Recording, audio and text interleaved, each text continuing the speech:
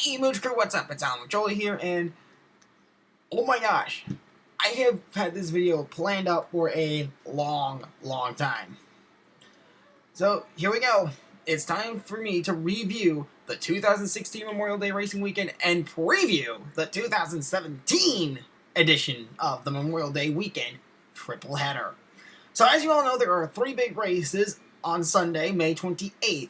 It is now May 25th, and gosh darn it, I'm going to review last year's events, preview this year's events, and tell you what to watch for in all the events. Let's do this.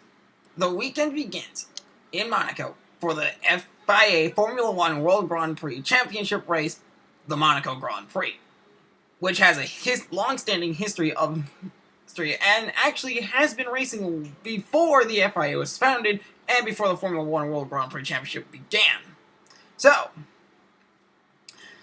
So history is going to be one reason to watch it. I have 2 more reasons. Wrecks and drama. From a highlight video from last year, and I'll leave a link to that in the description below, you will watch and see the wrecks and the drama that can happen. The wrecks are spectacular, and the drama is second to none.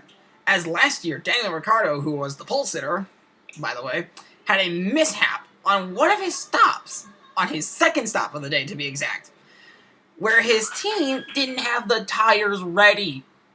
Whoops. That gave the win to Lewis Hamilton. So this year, Daniel Ricciardo is going back, but when he's going to be, out for vengeance. So there you go. Last year, I can't say for sure on that, but the crashes were spectacular, and the drama is second to none. So, and not to mention, this race has a long-standing tradition of history. And before I go on about that, consider the wrecks part. Do you know why they're so spectacular? You got these huge, big, behemoth cars on a tiny little street course. What? The racing is always going to be boring there unless the FIA makes a Formula One car made specifically for Monaco. And that's where I stand on that. Moving on to the next race now. Our next race takes place in the middle of the day. And for this event, you have to go way back to 1909 for the first ever event. I'm talking about the Verizon IndyCar Series Grandfather event. The biggest and one of the greatest spectacles in all of auto racing, the Indianapolis 500. I am pumped, especially after last year's event. Oh man, was last year's event spectacular. For those who don't really care, or did not watch, or just kind of forgot about it, here's a quick recap for you. James Hinchcliffe started on the pole, and he was coming back from an injury that nearly ended his life. Nearly.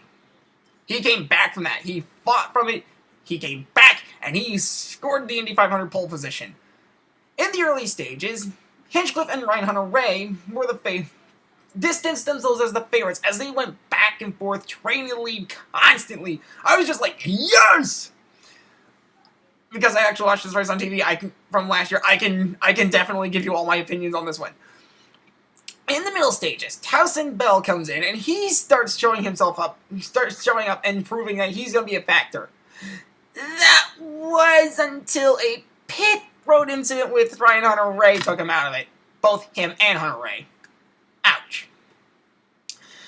Ultimately, fuel became a factor, pit strategies came into play, Alexander Rossi took the lead away with 4 laps to go. I was just like, it's 2011 all over again, isn't it? No. Rossi goes on to win as his car just coasts across the line. Out of fuel, I was stoked that he won that. I was just like, yes!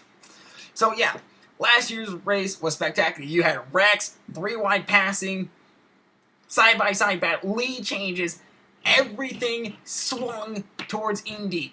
This year there's going to be a new face in the Indy 500, and his name is Fernando Alonso from the Formula One series, which I just talked about. So yes, this year Fernando Alonso is making his big Indy 500 debut, and that's another reason. So that's another reason to watch. You got a Formula One IndyCar crossover. NASCAR and IndyCar do have crossovers, so this is something new for Formula One. I think maybe I don't know. If anyone knows about that, leave a comment below. And Scott Dixon is starting on the pole for the Indy 500. So this year, I can safely say that if you're watching the Indy 500, you have to watch the entire race because drama, wrecks, three-wide racing, side-by-side battles, passes, lead changes constantly, as last year had 54 lead changes. Yeah! And next year is going to be amazing as well because there's going to be a brand new aero kit and it is sexy. Like, seriously, I've never fallen in love with an IndyCar as much as I have with this one. Oh my god, I totally... I'm sorry. Anyway. Personal thought aside there. Okay. But this year, I can safely tell you all, the Indy 500 is going to be an event to watch. Now, 2 events down, there's still 1 more to go. Onward! We're down to the final event of the Memorial Day triple header, and it's the day to night shift, the Coca-Cola 600, NASCAR's longest night of racing. Yes, at Charlotte Motor Speedway, they go and run 600 miles. That's 400 laps, by the way. 600 miles. 400 laps. What? And this event can be hit or miss. And I gotta say, last year's event was a complete dud of an event. If you don't know, if you remember last year's Memorial Day review video, Memorial Day Racing Weekend review video that I made, I said the following words. And you should be seeing that clip right now. And all I'm like is, NASCAR, please, stop it. No, please, add to the excitement of the weekend. I was in for a letdown, and I had no idea. I was in for a letdown, and I had no idea about it. Yep, those words echo through my ears for the entire 365 days from last year's 600 to this year's 600. Last year, for a quick recap, last year's event had the coolest NASCAR logo ever, and the Cup Series sponsor was Sprint. So I was all excited for that. And also, can I just tell you guys that the schemes from last year were beautiful. The American Salute schemes were beautiful. In fact, you're probably going to see some of them on screen as I talk. Yes, that's what's going on. But ultimately, the event itself fell apart as one driver dominated 100 miles, 78 leads.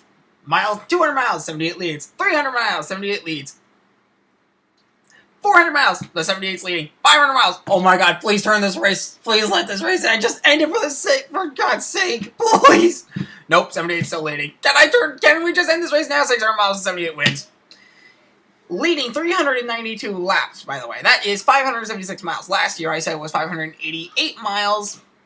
Whoops. So that's left 24 miles on the table. Action was scarce as all the passes for the lead happened under green flag pit cycles. But every time the cycle ended, guess who was back out front? Yep, that doggone 78 car. That goddamn forsaken 78 car was out front.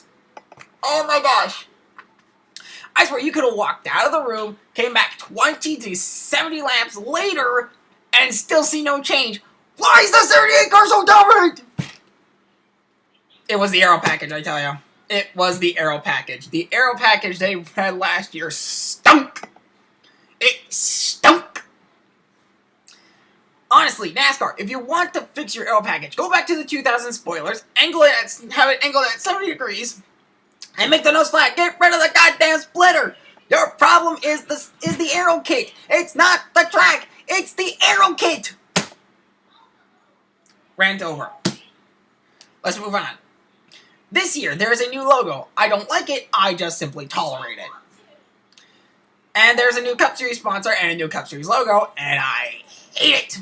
I hate it! I also hate how you have to say the Cup Series name now.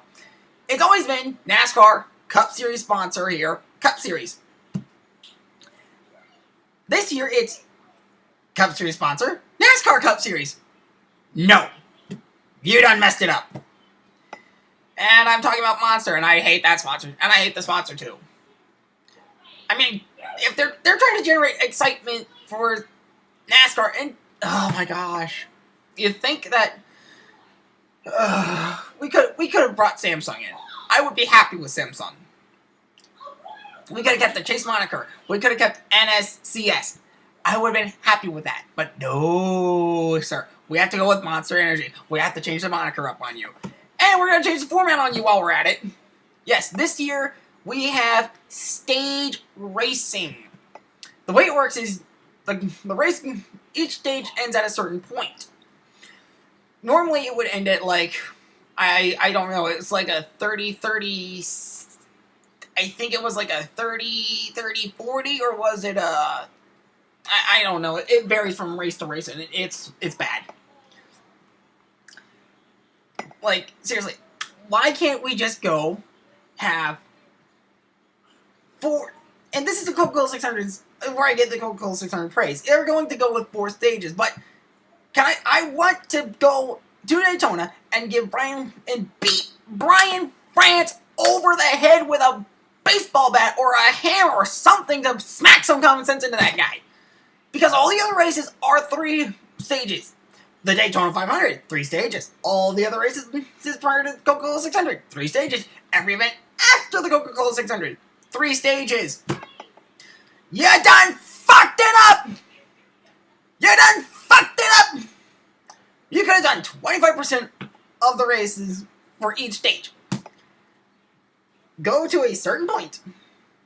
Throw a caution. Have everyone come down. Get a pit stop. Get refreshed. Get 4 tires. Get the top off with fuel. Go.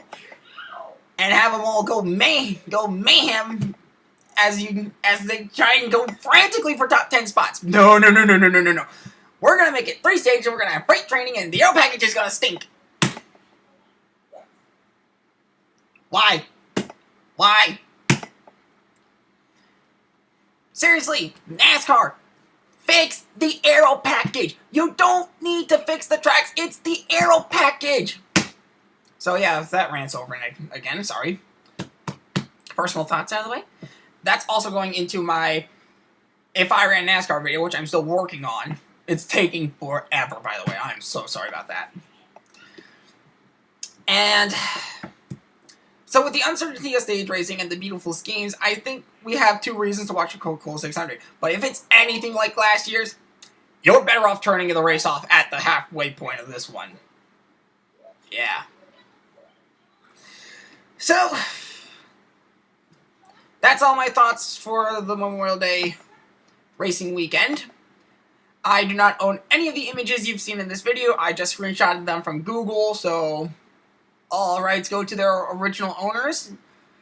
And these were for review and preview purposes, so there you go.